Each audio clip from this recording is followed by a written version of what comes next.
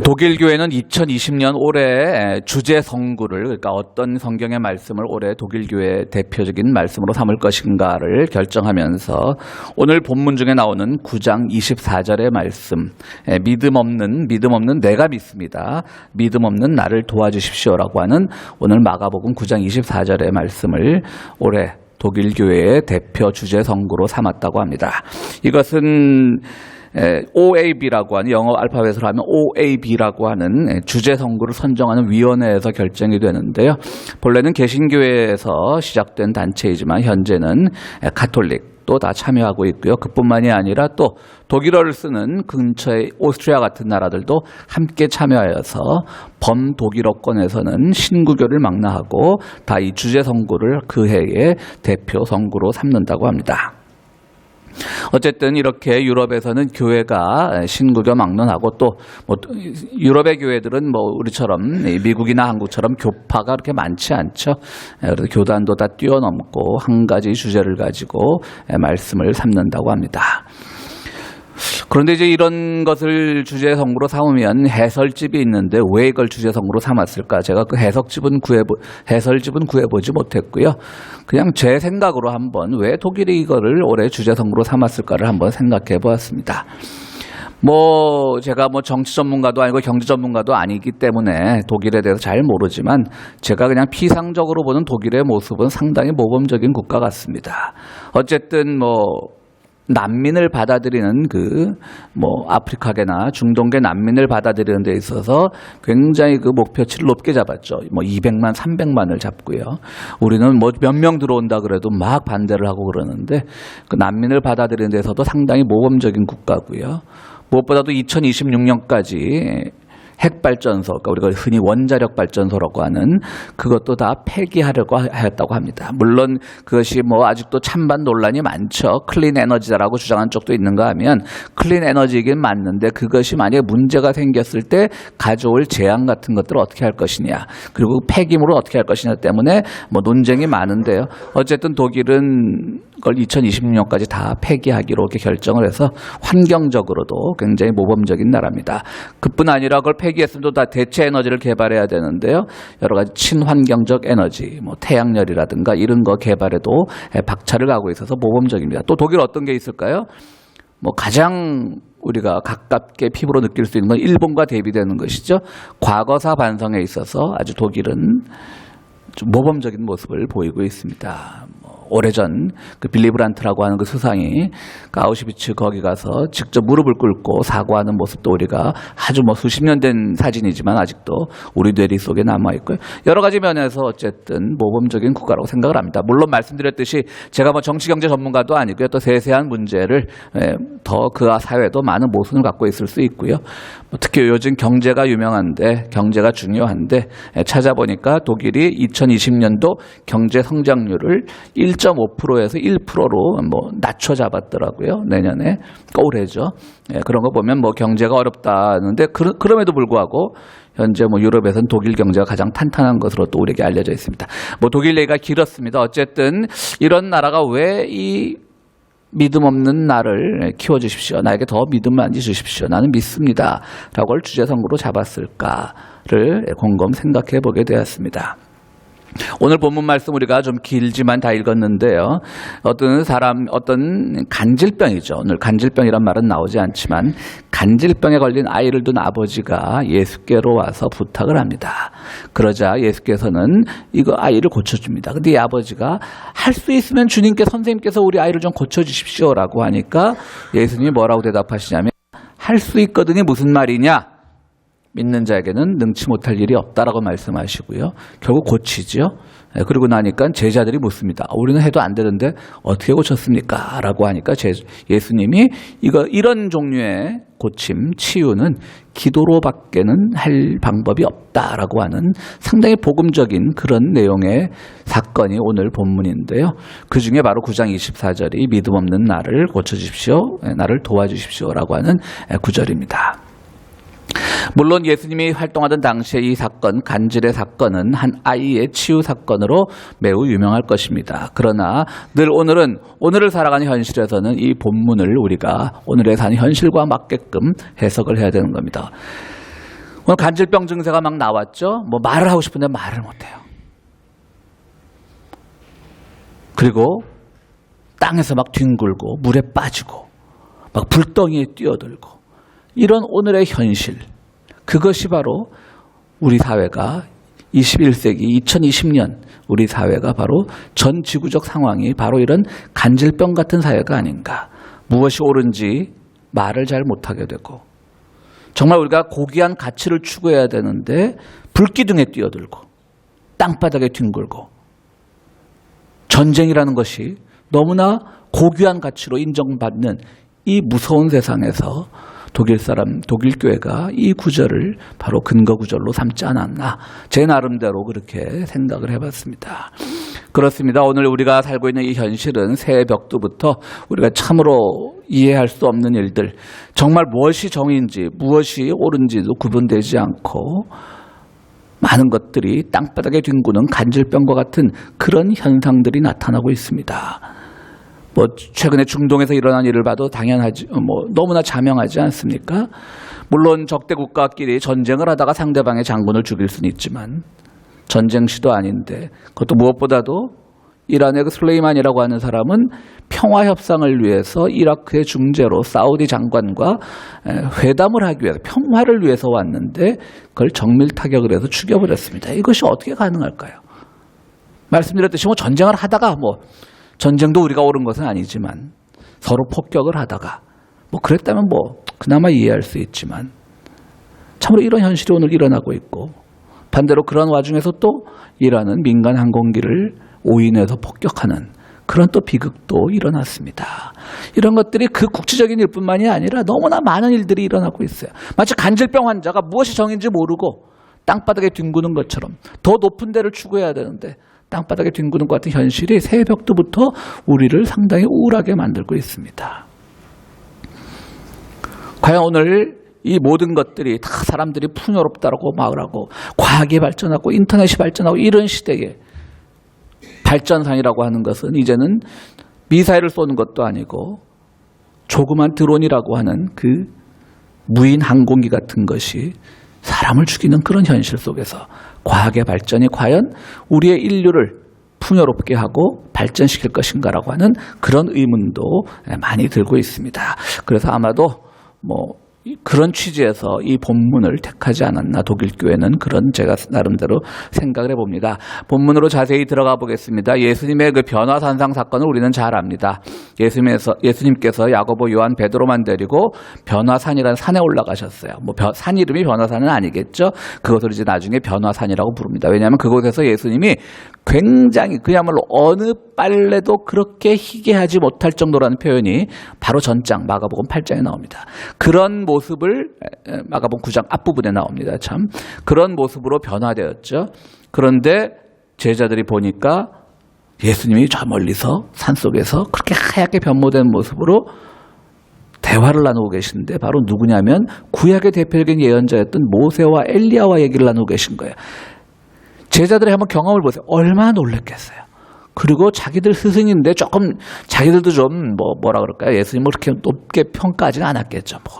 목수나 하던 사람이고 별로 그렇게. 그런데 갑자기 구약의 예언자, 대표적인 예언자인 두 분과 막 얘기를 하는 거예요. 구름 속에서. 얼마나 놀랐겠어요. 그러니까 베드로가 뭐라 그럽니까? 주님, 여기가 좁사오니 내려가지 맙시다. 내려가면 또 율법학자들과 싸워야지, 질시받아야지, 비난받아야지, 너 나사렛에서 무슨 선한 것이 나겠냐는 비판받아야지, 이런. 베드로가 초막셋을 지어서 하나는 우리 예수님께서 사시고 하나는 모세가 살고 하나는 엘리야가 살고 자기들은 그냥 들판에 살아도 여기가 좋다는 얘기죠. 근데 예수님이 이들을 데리고 내려옵니다. 바로 내려오자마자 이 사건이 터진 겁니다. 오늘 본문의 사건이. 그것도 굉장히 상징적인 사건이죠.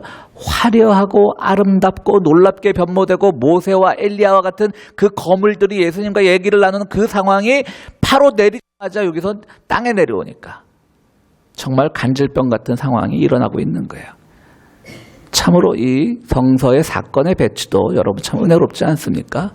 그 산속의 경험은 아름다운 것이지만 막상 믿는 사람들이 발을 디디고 살아가야 될 곳은 바로 이런 암울한 현실이 있는 곳입니다.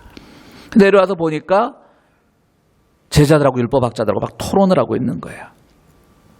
무슨 일이냐라고 했더니 오늘 근데 본문에서 여러분 보시면요, 오늘 함께 읽으셨는데 토론의 내용은 나오지 않습니다. 그냥 그 아버지가 처음부터 등장해 버립니다. 그래서 제자들 보고 좀 고쳐달라 그랬더니 못 고쳤습니다라고 하는 겁니다. 그러면 무슨 토론을 했을까요, 여러분들? 제자들은 우리 주님이 지금 저 산에 가셨는데 내려오시면 고칠 수 있을 거야 라고 했을 것이고, 율법학자들은 아니다, 이것은 가문의 죄가 유전된 것이기 때문에 뭐 불교식으로 말하면 업보다 뭐 이렇게 하고, 아니다, 뭐 사랑으로 고칠 수 있다, 우리 주님이 어떤 분인데 우리 고치는 거 많이 봤다, 제자들은 그랬을 것이고 율법학자들은 그런 터무니없는 얘기가 어딨냐 이렇게 얘기했을 것이고 싸우고 있는 거예요. 그때 어떤 일이 일어나고 있는 거죠? 아이는 계속 뒹굴고 있고 그 아버지는 조바심이 나는 거예요. 많이 봐왔겠지만 그날따라 상황이 심각했던 모양이겠죠. 더 조바심이 나는 거예요. 아이는 막 뒹굴고 막 죽어가는 거예요. 그래서 예수님이 보시고 제자들이 참 한심해 보인 거예요. 내가 아무리 수제자라고 불리는 베드로나 야고보나 요한만 데리고 산에 올라갔다 내려와도 그렇지, 남아있는 이 제자들이 무슨 B급 제자들도 아니고 똑같은 제자들인데 왜 이 상황 하나를 극복 못하냐라고 하면서 믿음이 없는 자들이여라고 탓하시는 겁니다. 무엇일까요? 여기서는 예수님이 고칠 수 있느냐 아니면 율법학자들 말처럼 토론의 내용은 나오지 않지만 그래서 싸움이 났겠죠. 그런 게 어딨냐라고 하는 그게 중요한 게 아닙니다. 어쨌든 고칠 수는 없더라도 응급처치를 해야 됩니다. 그리고 그 부모를 달래야 됩니다. 그 아버지를 달래야 됩니다. 그런데 달래지도 못하고 네가 올리 내가 올리 탁상공론을 하고 있는 겁니다. 여기서 주님은 왜 믿음 없는 자라고 하셨냐면, 바로 믿음이라고 하는 것은 관념적인 말이지만 그것은 어떤 증거를 통해서 나타나야 돼요.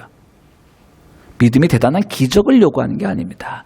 제자들이 되었건 율법학자가 되었건 그 상황에서 바로 필요한 것은 응급처치를 하고 어쨌든 이 아이를 치유하기 위해서 최소한의 노력이라도 하는 자세를 보여야 되는데 토론을 하고 있었다는 거예요. 예수님이 내려가 그때 왜 이제 오십니까? 라고 하는 거죠.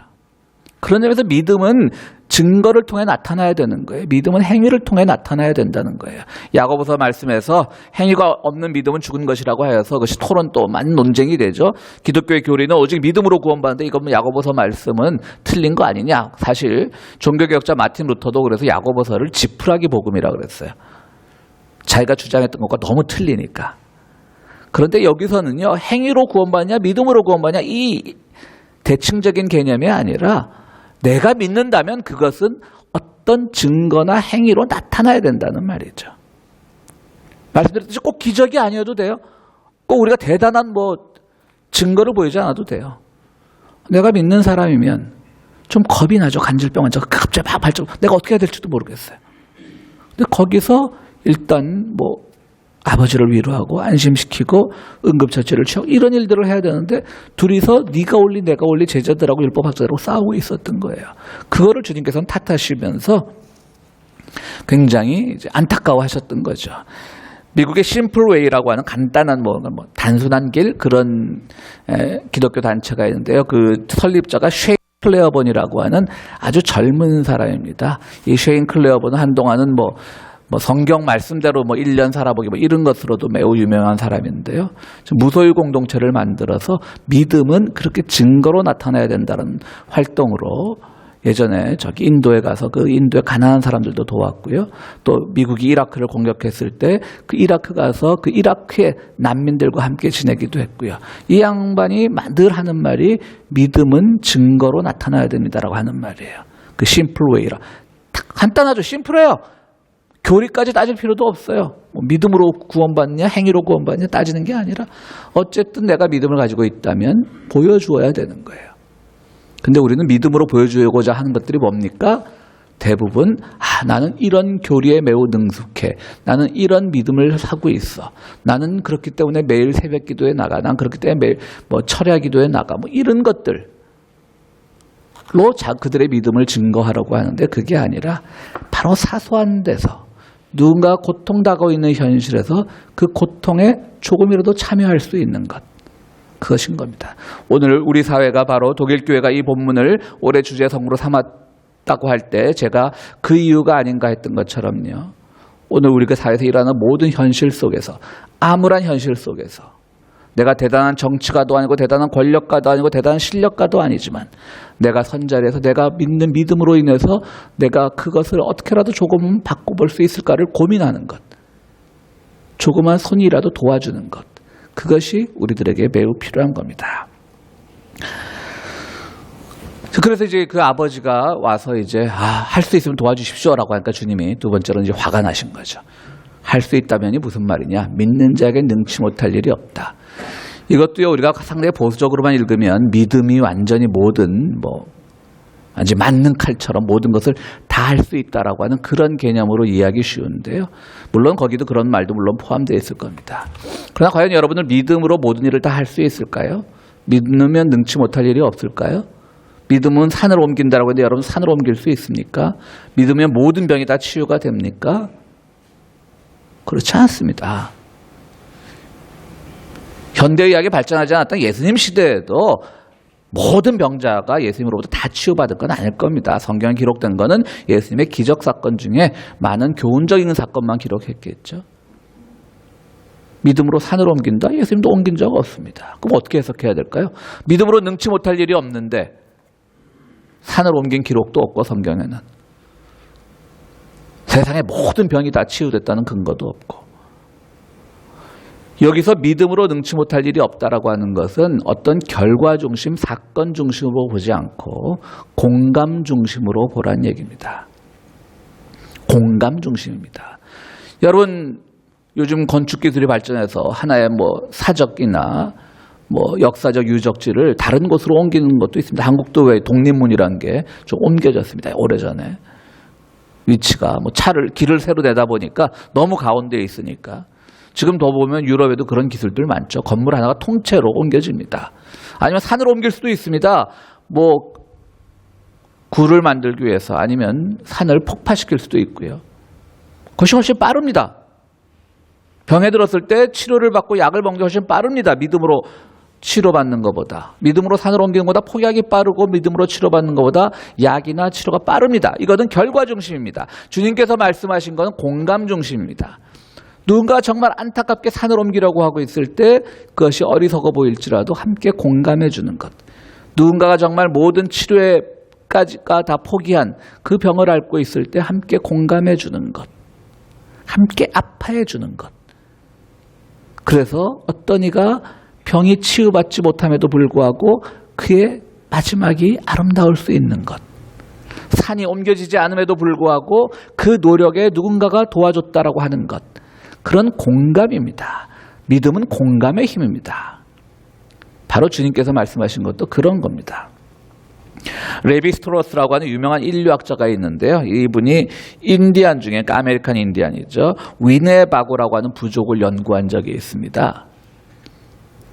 근데 여러분 평면도 아시죠? 우리가 평면도 하면 우리가 건축 설계사는 아니지만 평면도 하면 우리가 위에서 본 것과 같은 그런 효과를 가진 그림을 우리가 평면도라고 하잖아요. 그죠?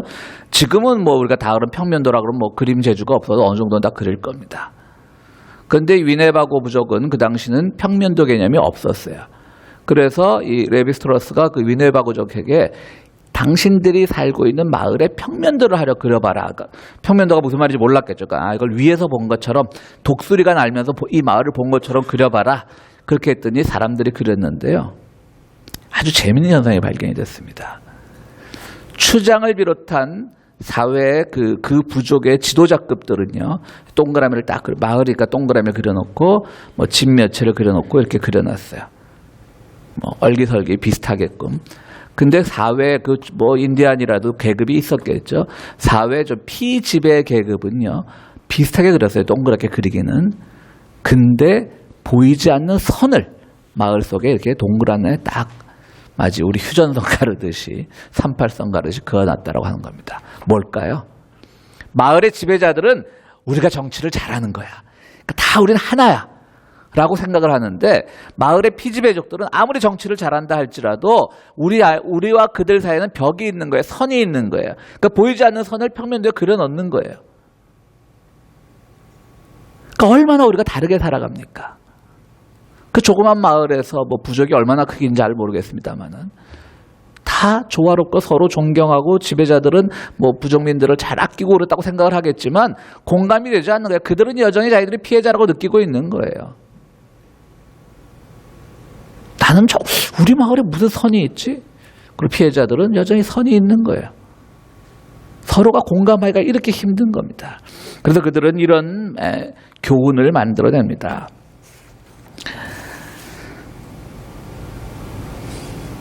너희 부족 사람들 사이에 의견 충돌이 있거든 서로 화해를 시키라. 성스러운 담뱃대를 들고 그들 속으로 걸어가라. 왜 인디안들이 담배 문화가 발전했지 않습니까? 그들을 화해시키기 위하여 필요하다 목숨까지 버려라. 믿는 자에게 능치 못할 일이 없다라고 하는 것은, 믿음이라고 하는 것은 어떤 결과를 보여주는 것, 그것 중요하지만 결과 지향적이 되어서는 안 되고요. 공감함으로써 그들과 함께하고 있다는 걸 느끼는 겁니다. 지금 예수님은 이 아버지에게 일단 확신을 가져라. 내가 고쳐줄게 이런 말 하지 않습니다. 네가 아프지. 내가 나타나기 전까지 서로 싸웠지. 이게 왜 원인이 뭐냐고. 그러나 나는 너와 함께 이 사태를 해결할 수 있다. 라고 공감의 능력을 보여주신 거예요. 그러니까 믿는 자에게 능치 못할 일이 없다는 것은 여러분 앞으로 결과 중심으로 생각하지 마십시오. 사건 중심으로 생각하지 마십시오. 그것은 우리가 함께 나눌 때, 세상의 어떤 암울한 상황도 우리가 함께 나누고 공감하고 서로 도우고 격려하면 해결될 수 있다는 것을 보여줍니다. 마지막으로 이런 일은 기도로만 가능하다라고 했습니다. 주님께서는 늘 기도로 우리에게 유명한 분입니다. 기도로 가능하다는 건 무슨 말일까요?